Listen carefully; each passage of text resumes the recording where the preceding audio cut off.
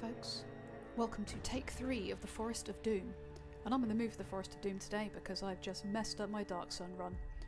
Which if you're checking out my Dark Sun Let's Play, you'll see why. So, let's tackle this bugger of a book. We're going to play Adventurer mode. We are going to calculate our stamina score. Hopefully, it'll be pretty good. I'm happy with that. Your roll of 9 plus a base of 12 means your stamina is 21. Great. Let's go kill some things. No.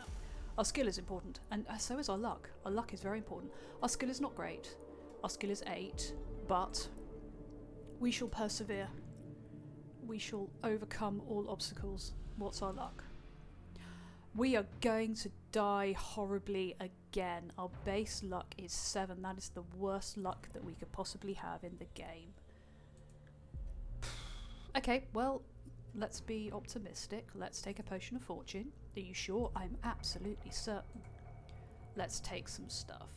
Sword, leather armor, backpack containing food and drink to sustain you during the journey ahead, but no luck. Let us buy things from Yastromo. We are an adventurer. We are getting the hammer for Gillibrand.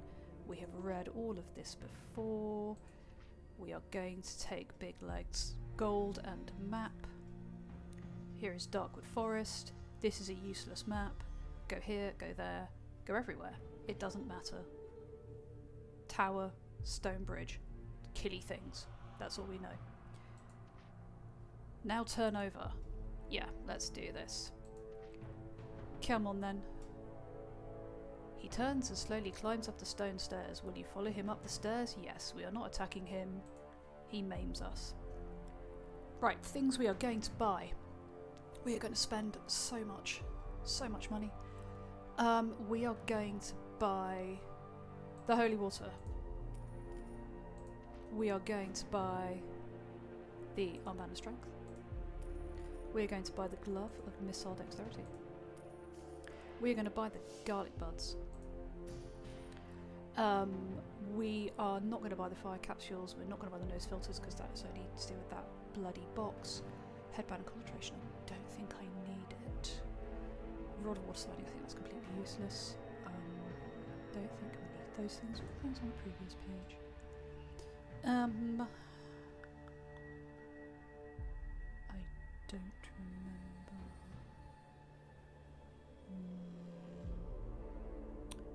Let's take a potion of anti-poison because last time we got ganked by those bandits. He tells you that all the instructions for use are written clearly on the labels attached to the items together with their suggested use. Or headband put on head, I assume, but you know, you never can tell. Yastromo asks you the reason for your quest. He kind of goes, haha, you've got 2 things to find now. Sucks to be you. Your task is not easy. Good luck. Yeah, thanks. Do you want to help? No, of course you don't want to help. You are the Gandalf. Your job is to make me go and do it.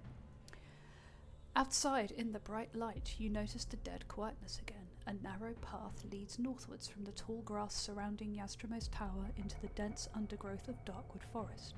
In a few strides, you are surrounded by the dark and tangled forest. Stones and knotted roots seem to hide in the shadows, and you can almost believe that they are trying to trip you up. The light fades quickly and the air becomes moist and unpleasant. Deeper and deeper you go into the gloom. Eventually the path forks on either side of a huge old tree. Do we go west or do we go east? We are going to go east. The narrow path continues to cut its way through the tangled forest. Strange animal cries and noises echo through the trees. At last the path widens to approximately a metre across. Soon you arrive at a moss-covered wooden signpost, on top of which sits a large crow. The arms of the signpost read north and east. Just as you are deciding which way to continue, you hear the words, "Good afternoon." You look up in the direction of the voice and see the crow looking down at you inquisitively. "Good afternoon," you reply slowly, feeling a little foolish. The crow speaks again, asking you which way you are headed. You reply you were looking for 2 goblins. Small sinewy creatures with brown scaly skin. 1 gold piece will buy my advice, states the crow confidently. We are not going to play the crow for his advice this time. We're going to ignore the crow because we need all our money because we're probably going to end up trussed up in that thing again with that boy picking on us. So we're going to ignore the crow and we're going to go north. Walking along the path, you hear footsteps and arguing voices ahead of you. If you wish to meet their owners, we do not wish to meet their owners. They are the goblins. We are going to hide in the bush like the coward we are. As you crouch in the bushes off the path, the voices get louder. 2 pairs of spindly legs and tattered cloth shuffle past you quickly, kicking up dirt and dust. The voices soon fade away into the distance. You step out onto the path again and press on northwards.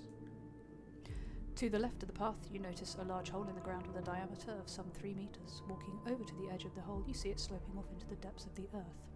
We don't want to examine it. It does contain a nasty thing. I'm pretty sure it contains a nasty thing. At last the trees begin to thin out and shafts of sunlight beam down through the gaps on either side of the path.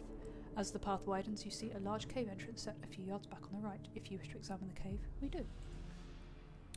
We want the ogre's pet thing. Slowly you peer into the cave and see the huge shape of an ogre walking slowly over to a wicker cage with a bowl of water in its great hand. He is dressed in animal furs and carries a stone club in his belt. There appears to be a small creature jumping around inside the cage. You may pick up a rock and throw it at the ogre, rush in and attack the ogre with your sword. No. Leave the cave and continue up the path. We're going to use a rock. We do possess even a glove of missile dexterity. You reach into your backpack and pull out the purple silk glove. It fits snugly on your good hand. You then bend down and pick up a good-sized rock and take aim. You throw the rock with all your might at the ogre, and it flies like an arrow to hit him in the side of the head, knocking him unconscious. The creature in the cage jumps around even more than before. Do you take a close look at the creature in the cave? Search through the contents of the cave. Leave the cave. We're looking at the creature. Inside the cage, a small, sinewy creature with brown, scaly skin is jumping up and down. He is a goblin.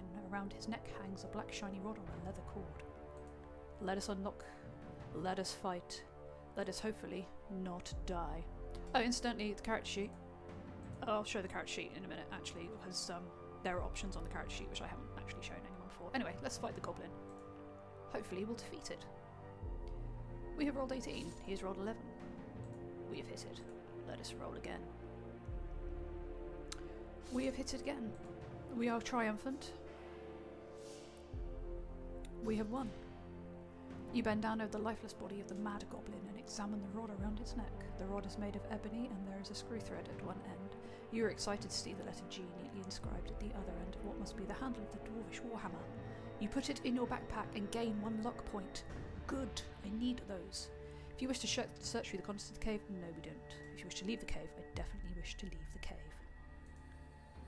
Definitely wish to leave the cave. We want to go northwards. Test your luck. Oh dear. Well, I think it's probably, yeah. Sadly your luck has run out. That kid's gonna fleece me again. That child, that little bugger. Your sword slips from its scabbard and drops to the ground, leaving you dangling helplessly. You curse as you wonder who set this infernal trap. After 10 minutes you hear footsteps and begin to panic, making frantic swaying movements in the air, trying to free your foot from the noose. Then a small boy dressed in green leather shorts and a green shirt appears. He is chewing on what looks like a chicken bone. I hope you choke on it, you little shit. He walks underneath you and looks up and smiles. Of course he does, the little prick. Saying, haha, someone's caught in the ogre's tree trap. You ask him politely to pass you. I don't. Give me my sword, you... Never mind. That will cost you 5 gold pieces. Yeah, 5 gold pieces. You're in no position to argue. Yeah, you. I have no choice, but I resent it. I resent it even more this time.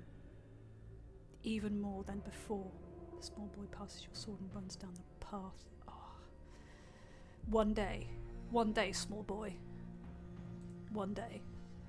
You notice a knotted vine hanging down from the ground from a tree to your left. No, we don't want to climb the vine. It's got a ape man in there. We're not all that interested. Thank you very much. Let's continue going north. Soon the path leads out of the trees onto a large plain with tall grasses. Beyond it you see rising ground and further off some low hills. The path splits in 3 directions. We can go west, east or north. Let us go west. The path ends at another junction. The way to the south heads back to the forest, so you decide to head north. Okay then. Walking quickly along the path through the waist-high grass, you arrive at another junction. Do you wish to continue north even, or do you wish to go west? We are going to go west. From not too far ahead comes the sharp noise of barking dogs drawing nearer. Suddenly a brown fox with eyes wide open in fear dashes past you, running east. The frantic yelping of the dogs gets louder. Do you wish to face the oncoming pack of dogs? If you'd rather hide in the tall grass off the path, then let them run past in pursuit of the fox. This is new. Let's see the dogs, shall we? It's a hunting pack. Those do not look like beagles. You draw your sword and stand to face the pack of dogs. They come into view in the cloud of dust. Galloping behind them is a masked rider wearing a long flowing cloak and riding a white stallion. He blows a horn and the pack of dogs comes to a sudden halt in front of you. There are 4 of them and you see they are hunting dogs. They're still not beagles. The stallion stands motionless behind them with steam blowing from its nostrils and 2 long jets. The masked man looks at you without speaking. He's so hardcore. Will you start a conversation with him? Attack the dog nearest to you. We're not attacking anything because A, he hasn't made any threatening motions towards us, and B, we're weak. So let's just be nice. You nod your head at you nod your head at the masked rider and bid him good day. He nods back but says nothing. Oh, that's helpful. You tell him your quest is to help the dwarves of Stonebridge. He then jumps down from his mount, throws back his cape and extends his right arm to shake your hand. You see that each of his fingers is adorned by a large gold ring. Will you attack him for his gold? No. Will you carry on the conversation? Absolutely. The man smiles, takes off his mask, explaining he wore it to protect himself against the dust and not to hide the face of a robber. You sheathe your sword and relax a little. I'm not sure I want to do that. The man tells you that he is a hunter and that the best game in all of the northern borderlands can be found on this grassy plain within Darkwood Forest. He says his hounds were on chasing a wild boar when they lost its scent and picked up that of a fox mistakenly. He warns you that some of the dangerous beasts that lurk in these parts, and finally says, and if you're going to spend the night in Darkwood Forest, you might need some of this. He drops some belladonna into your hand and jumps back on his stallion. If I want to kill myself? You thank him, and then with a sudden blow of his horn, the dogs run off east. He turns and waves to you before galloping off in pursuit of his dogs. You put the belladonna in your backpack and set off west again. I wonder if this is a werewolf thing. This might be a werewolf thing. Anyway, that was nice. You soon arrive at a crossroads. The way south leads back to the forest, so you decide to ignore it. You may continue west or head north. We are going to continue west. Ah yes, this guy. This guy with the really knotty muscles. Excuse me. Ahead you see the path ends at the door of a large hut made of dried mud. It has a domed roof and a single window. You peer through the window and see a large man with dark skin sitting at a table in the middle of the hut. He is bare chest and flexing the muscles of his arms. This is someone who just does this for fun, apparently. He just gets all oiled up and just sits there doing that for no apparent reason. Do you wish to enter the hut, or would you rather return to the junction? We want to enter the hut. We want to talk to this interesting individual. As you enter the hut, the big man smiles. He looks pleased to see you and starts to speak in a deep voice. Welcome, stranger. My name is Quinn, and I earn my living by arms. Would you care for a little wage, perhaps at arm wrestling? This guy's going to rip our arm off. If you wish to accept the challenge, if you wish to decline his offer, politely refuse and return to the junction. Let's accept the challenge because we have a fancy thing. If you possess an armband of strength, we do. We do. We are going to win. Quinn explains he will wager some dust of levitation against an item or coins to the value of 10 gold pieces. As you sit down to the table opposite him, you deftly slip the armband of strength onto your arm. We're not cheating. We're not using magic to win. You put your elbow on the table and lock hands with him. His grip is like an iron jaw and his dark eyes look confident. His biceps bulge and he gives you the signal for the contest to begin. You start to push his arm down and are amazed at your own strength. Sweat breaks out on his forehead. You can see the disbelief and pain on his face. You push harder and force his arm onto the table in defeat. We are victorious because we are a cheat. Quinn stands up and walks silently to a wooden chest at the back of his hut. He lifts the lid and pulls out a small glass vial. He hands it to you and walks back to the table where he slumps in his chair looking thoroughly dejected. Oh, I don't feel bad. The dust in the vial sparks with the light and you put it in your backpack and leave the hut. Outside you walk back to the junction in the path. We win. You arrive back at the crossroads, ignoring the way to the south. You may go north or may continue east. Let us go east. Walking along the path, you notice marks in the ground made by hooves heading east. You soon arrive at another junction in the path. The hoof marks lead south, back to the forest. You decide to head north. Alright then. In the distance, to the right of the path, you see large birds circling the sky. As you get closer, you recognise them as vultures. Do you wish to step off the path and see what the vultures are interested in?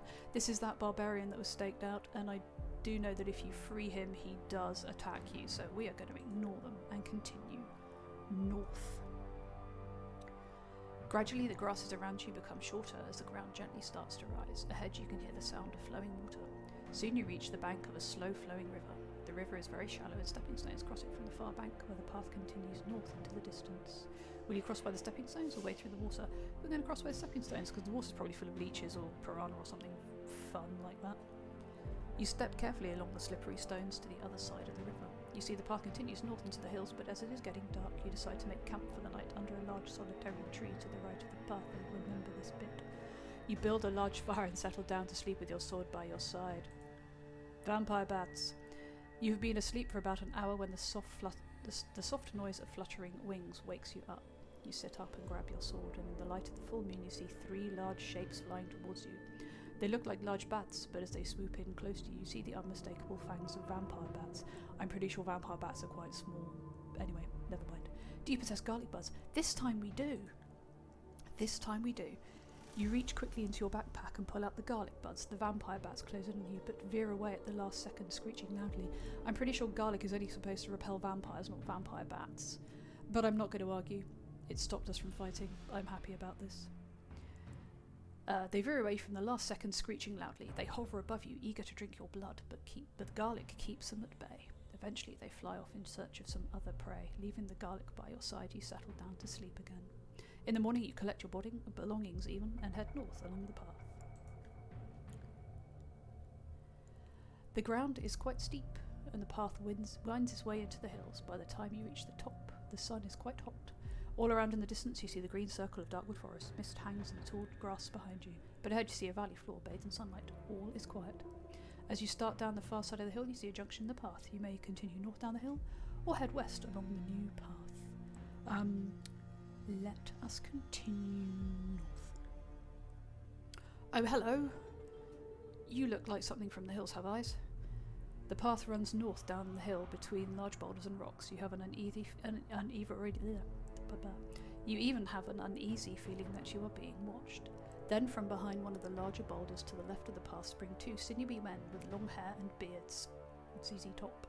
They are wearing animal furs and look menacing. One of them notches an arrow to his bow and lets it fly. Do you wish to test your luck? We're going to be shot to death. Oh, maybe not. You are lucky. You needed a luck score of 6 or below, and that was lucky. That actually was lucky. We are lucky. The arrow misses you. Do you wish to fight them? Yeah, I think we might. The arrow misses you and flies past your head. The men curse and jump down in anger at you having missed. They start to argue and push each other around. They seem to have forgotten all about you. No, let's stuff them up. You draw your sword and charge at them, who stop that argument and run towards you, screaming, wielding axes. You must fight. We shall fight and we shall win. I hope. We have hit the first wild hill man. Let us hit him again. Hopefully. We've hit him again. That is good. He has hit me. That hurt. Let us... He's murdering us. This may have been a mistake. I maybe should have run. Maybe I should have run. No. Good. We have defeated the first one. Now we must face the second one. I think is his skill higher? Well, his stamina's lower anyway. Yes. We have defeated them. We are triumphant.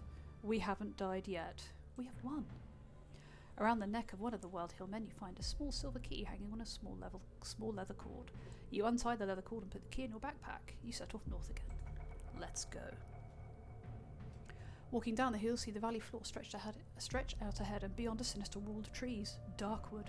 I find this strange how it says Darkwood's ahead of you. I'm pretty sure we're already in Darkwood, but I'm not going to argue.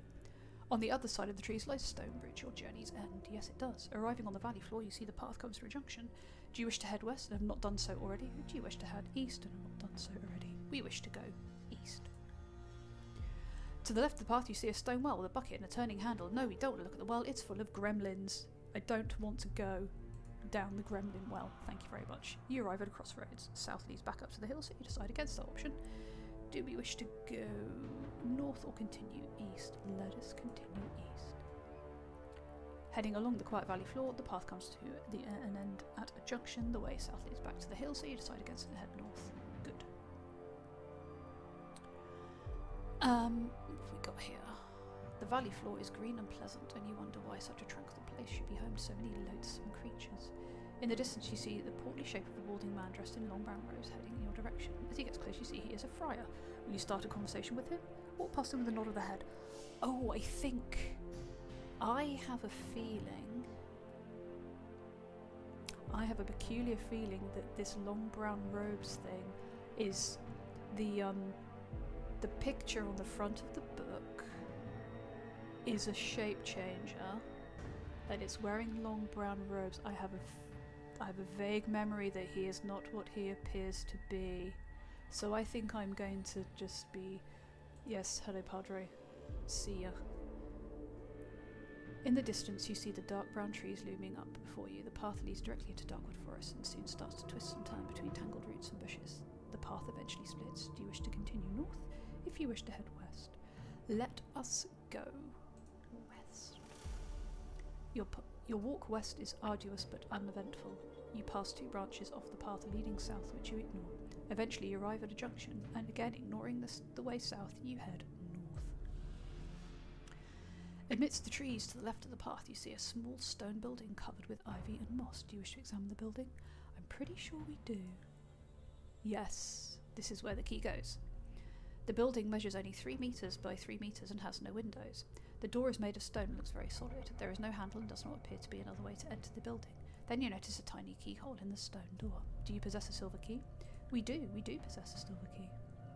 You take the small silver key out from your backpack and place it into the keyhole. It fits perfectly and you give it a turn. The lock clicks and the door swings open.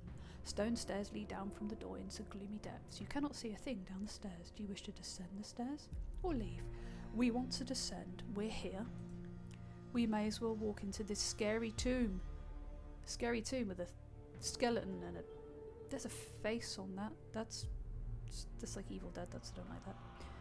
You step carefully down the stone stairs, feeling your way as you go. Slowly your eyes become accustomed to the dark and you begin to make out shapes at the bottom of the stairs. You are standing in a small square room with a low ceiling. The floor is thick with dust and there are cobwebs everywhere. In the middle of the room there is what appears to be a large stone box measuring approximately 2 meters by 1... It's a sarcophagus. By 2 meters by 1 meter. Approximately, 2 meters by 1 meter. On top of it is a great stone slab. Along one of the rough stone walls you find a small alcove with a candle lit. You may light the candle. Let's light the candle. The light from the candle casts some eerie shadows around the room. In the yellow light you see the face of an old man carved into the stone slab. An old man? I can't go back, but I'm pretty sure that didn't look anything like an old man. That looked like the Necronomicon. Then you notice the leg of a skeleton protruding from the shadows in the far corner of the room. You walk over to the skeleton to inspect it even. The skeleton is small and the skull has sharp protruding teeth. It could be the skeleton of either a goblin or a tiny, tiny orc. You walk over to the stone box, sarcophagus. The slab on the top looks like it could be removed. Do you wish to try and lift the slab? We do. I'm pretty sure this is something we need. You try with all your might to move it, but it will not budge. Do you have the dust of levitation? We do. That was handy. You take from your backpack the glass vial containing the sparkling dust and sprinkle it on the stone slab. Slowly the stone slab starts to rise into the air. You peer into the box and are horrified to see a rotting corpse lying there. Ragged clothes cover a skeletal body with loose flesh hanging from it. You have lifted the lid off a coffin containing some cursed undead creature and jump back in horror as its eyes flick open. You are in a crypt made foul by some unknown follower of darkness. Slowly the creature rises out of its coffin and towards you with outstretched arms. Do you possess any holy water? Hell yeah, we do. Chuck it over it. You reach into your backpack and quickly pull out the small bottle of holy water. Quickly removing the cork? I said quickly twice, I didn't mean to. Quickly removing the cork, you throw the water at the advancing ghoul. Thick smoke rises from the air. Doing well today? Thick smoke rises into the air from the burn marks made by the holy water on the putrid flesh of the ghoul. The ghoul appears to be in great pain, but through its wide open mouth no sound is heard. It crawls into the corner of a room, desperate to escape your godly weapon. You walk over to the coffin and look inside. You are overjoyed to see, as well as 25 gold pieces, an object that the ghoul was using as a headrest. A bronze hammerhead with the letter G inscribed into it. Pretty sure that the skeleton was a goblin then, that's probably been eaten by the ghoul.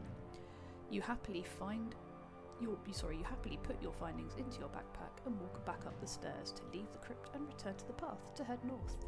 We've done it. Well, we've still got to make sure we don't get killed by wild hillmen and our own ineptitude, but we've got both things. That is good. The path presses on northwards through dense trees, then it makes a sudden turn to the right and heads east. The path is so overgrown in places you have to use your sword to cut through it. Your walk east is long and tiring. At last you reach a junction in the path. Looking at Big Leg's map, you decide to head north again in the direction of Stonebridge and ignore the narrow path continuing east. The path to the right opens to a small clearing. The path opens into a small clearing. To your right you see a pile of branches, grass and pieces of rag, the lair of some large creature. Amongst some debris and old bones scattered about, you catch sight of something glittering. This is the this is the wyvern. Do you wish to look more closely? No, I don't want to play with a wyvern. I wish to hurry north along the path. No wyverns today, thank you very much. Oh good, it's you again. It's Maid Marian and your friends. Walking along the narrow path, you suddenly hear the sharp crack of a twig breaking, the whispering of low voices. You draw your sword and wait anxiously with your back to a large oak tree.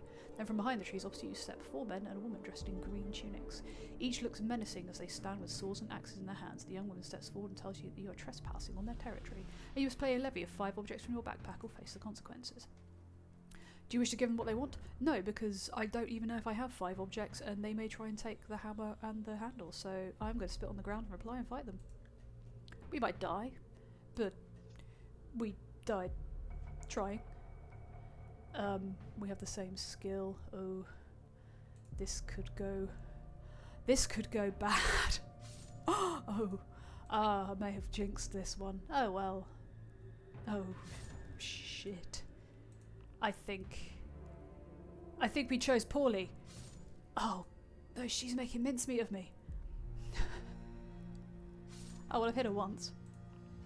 It's not gonna help if her friends kill me. She's got a lot of friends as well. Oh no, we've killed her. Hooray. Can I... If you win. We did win. But now I have to face your other friends, and I don't have a lot of... I don't have a lot of stamina. This could go bad. This could go bad. Oh shit. This could go bad. Well, it's been that kind of a day, really. So, oh well, got you.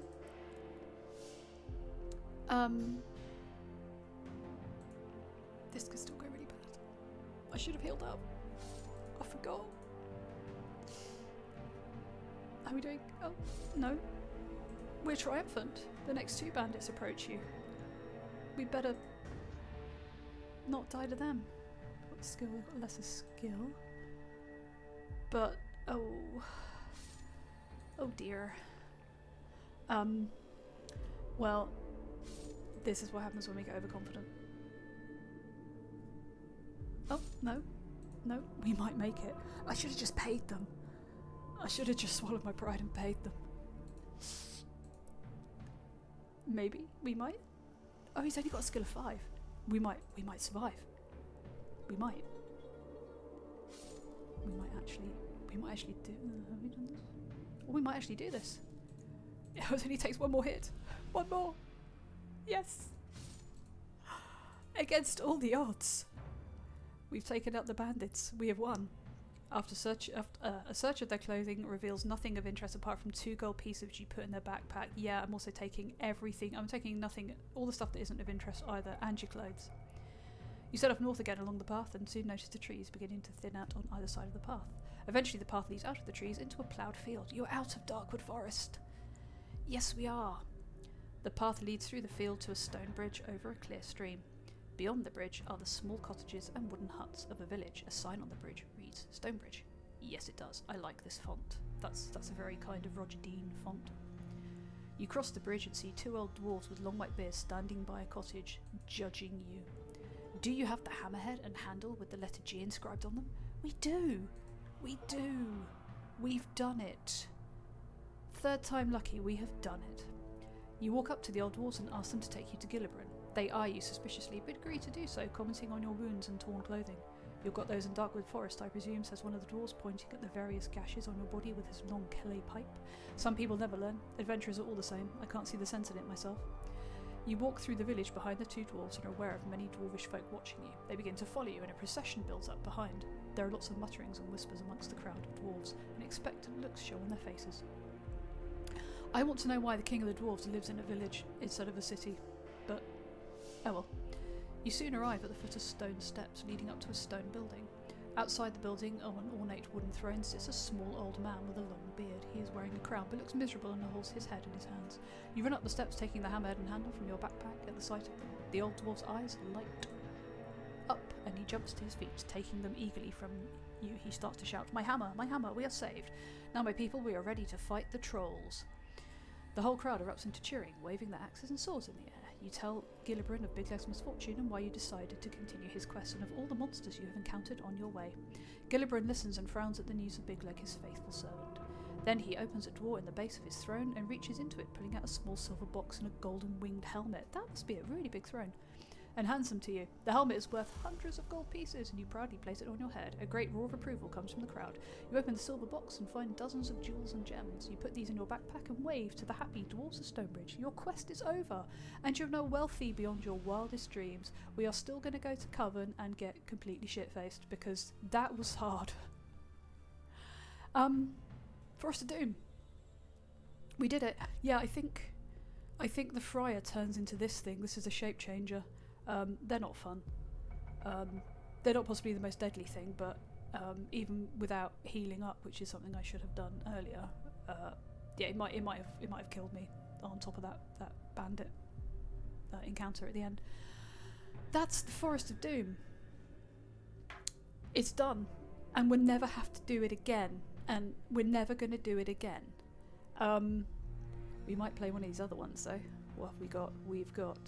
I'm not playing Freeway Fighter, that's a science fiction thing, I don't do science fiction. I'm the Lizard King, Creature of Havoc. I love the Creature of Havoc. It is one of the most difficult books. It punishes you for every wrong, I mean even more than that one, and that was punishing. This is even more punishing.